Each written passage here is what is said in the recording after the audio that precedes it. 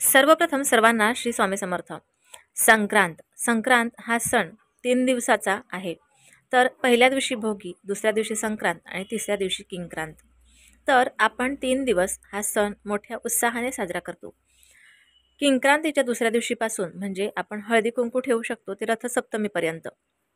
हा सौभाग्यवतीचा सण आहे असं म्हटलं जातं. तर ह्या दिवशीपासून आपण नक्कीच हळदी कुंकवाचा प्रोग्राम ठेवू शकतो. तर आता किंक्रांत बघा, खूप लोक भोगीच्या दिवशीपासून 3 दिवस काहीच करत नाही, शांत बसतात. बऱ्याच लोकांना संक्रांतीचा सण हा खूप भीतीदायक वाटत असतं, पण असं काही नाही. तर म्हणजे बघा, त्या दिवशी किंक्रांत असं म्हटलं जातं. आपल्या आजी आजोबांपासून आपल्याला कुणी ना कुणीतरी त्या मागच्या कथा सांगत असतात. तर काय, तर किंक्रांतीच्या दिवशी किंकासूर नावाच्या राक्षसाचा देवी आईने वध केला होता. तर अशी पौराणिक कथा आपण आपल्या आईकडून किंवा आजीकडून ऐकत असतो.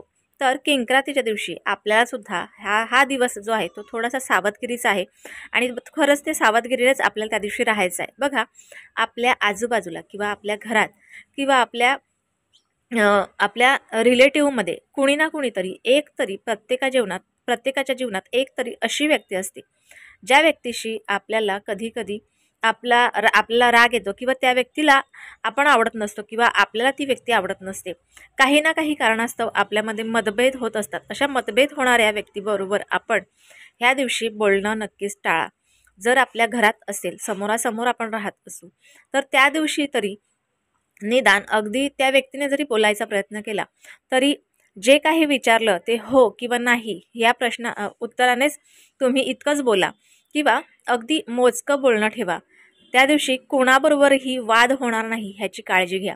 खास करून त्या व्यक्तीबरोबर जी व्यक्ती आपल्याला बिलकुल आवडत नसते, तरी पण आपल्या घरात जर एखादी व्यक्ती असेल तर आपण त्याला काढून तर टाकू शकत नसतो. तर आपल्या घरात जरी व्यक्ती असेल तरी त्यांच्याशी बोलणं टाळा त्या दिवसापर्यंत. तर किंक्रांतीच्या दिवशी ह्या आपल्याला सावधगिरीने पूर्ण दिवस घालवायचा आहे. कारण थोडा जरी वादविवाद झाला तरी काय होईल, तो दिवस आपला खराब जाईल. इतरत्र सर्वच दिवस आपले खराब जातात, पण किंक्रांतीचा दिवस सुद्धा खराब जाईल. आणि त्यानंतर काय होईल, तर हे 3 दिवस आपण माता लक्ष्मीची सुद्धा पूजा करत असतो, उपाय आणि सर्वच काही करत असतो. घरात नैवेद्य, धूपदीप, आरती करत असतो. आणि ह्या भांडणामुळे काय होईल, तर आपल्या घरातली जी माता लक्ष्मी आहे ती नक्कीच आपल्यावर नाराज होईल आणि आपल्या घरातून निघून जाईल.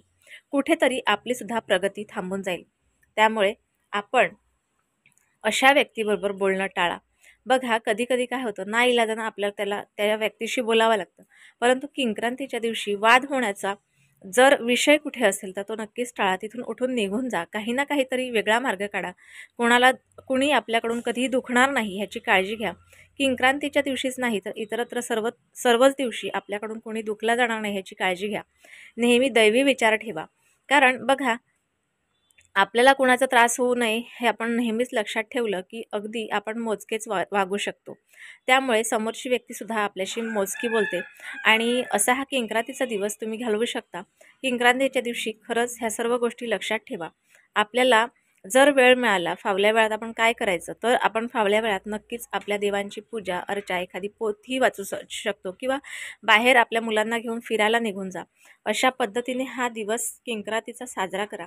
कारण बघा, एक दिवस वाद बघा, वर्षाचे पहिलेच 15 दिवस आहेत आणि त्यातनं जर वाद व्हायला सुरुवात झाली तर असं म्हटलं जातं, सुरुवातीला जर का वाद झाले तर ते पूर्ण वर्ष वाद होत राहतात आणि आपल्याला तेच नेमकं नको आहे. त्यामुळे असा दिवस हा नक्कीच साजरा करा. आजचा छोटासा विषय तुम्हाला कसा वाटला नक्की